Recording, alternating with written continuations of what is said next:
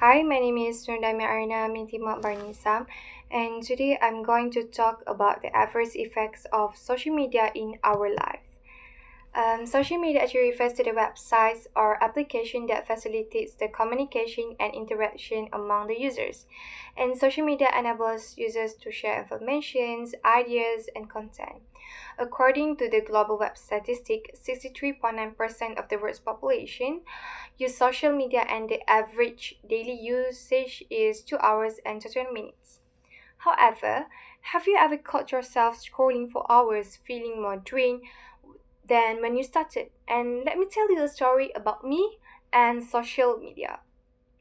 A few years ago, I realized that I was checking my phone the first thing in the morning and the last thing before I'm going to bed. Actually, it was really affecting my sleep, my focus, and even my mood because I'm just only thinking about social media all day long. I never think about my family members, my friends, or chatting with anyone. And it is happened because of my own actions.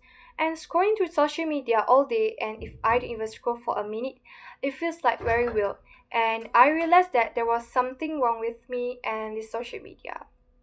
So every minute, many people upload hundreds of thousands of photos and scroll through endless feeds and also chase digital validation. And social media is actually everywhere. It connects us, entertains us, and even informs us. But here's the questions. If it's supposed to bring us closer, why do many of us feel like more anxious, more alone, and more exhausted even after spending time online? Well, it is because we don't connect with others. We don't talk with others. We are only on our own. And not to criticize its existence, but to understand like how something can be so embedded in our lives can actually quite harm our mental well-being, relationships, and even the way we think. It's an issue that affects nearly everyone, especially young people like us, and it's time for us to take a closer look.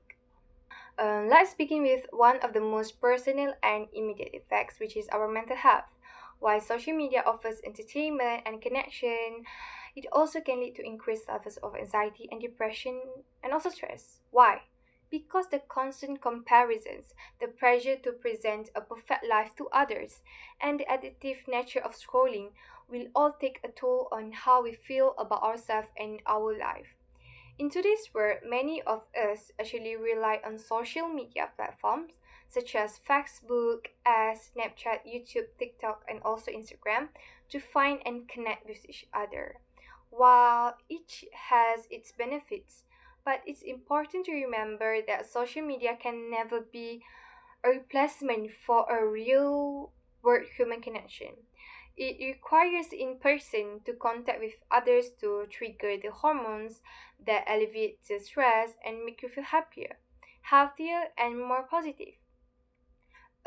Ironically, for a technology that's designed to bring people closer together, spending too much time on social media can actually make you feel more lonely and isolated, and it will create a mental health problem such as anxiety and also depression.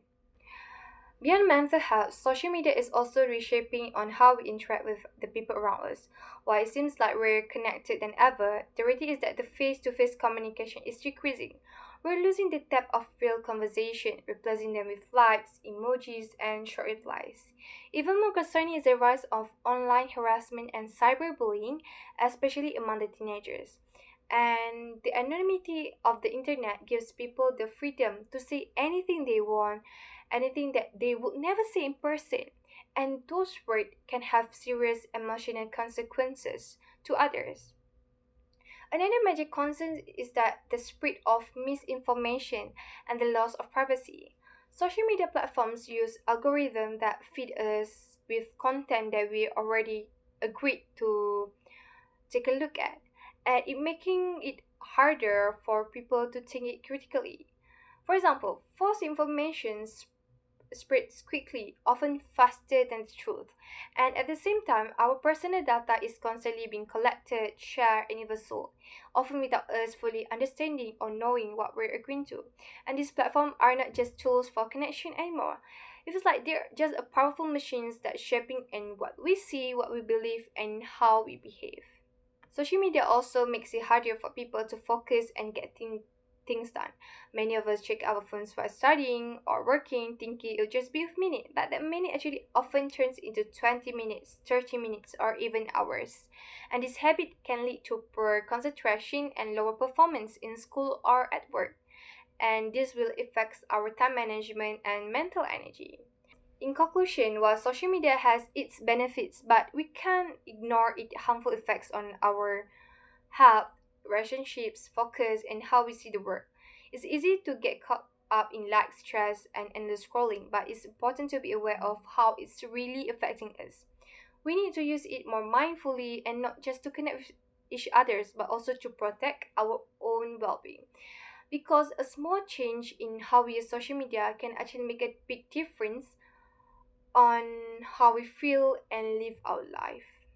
And lastly, I have a quote which is from Eric Coleman. We do have a choice on whether we do social media, but the question is how well we do it. And I think that's all from me about the adverse effects of social media. Thank you.